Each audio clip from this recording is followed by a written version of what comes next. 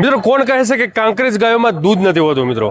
કાંકરેજ ગાયોમાં જે દૂધ હોય છે ને મિત્રો, એચએફ પણ જર્સી પણ એની સામે ફીકી પડી જાય એટલા દૂધ હોય છે મિત્રો. હવે 5મા વેતરની ગાય છે ભરતભાઈ કોહા, એમની ગાય છે 5મા વેતરમાં છે.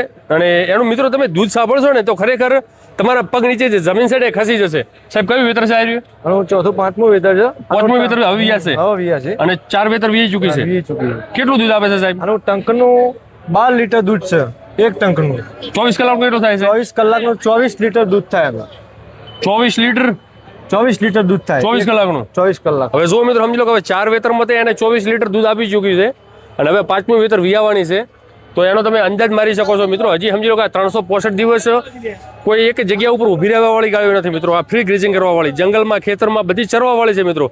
સવારમાં લાકડી લઈને ખેડૂત આ માલધારી છે ને રબારી નીકળી જાય ને સાંજે 4-5 વાગે આવે મિત્રો. હવે આ લાકડીના જોર ઉપર મિત્રો જંગલમાં સૂકો ચારો આ જે સમજી લો કે મળ્યું ન મળ્યું છતાં પણ એ આટલું દૂધ આપે છે મિત્રો.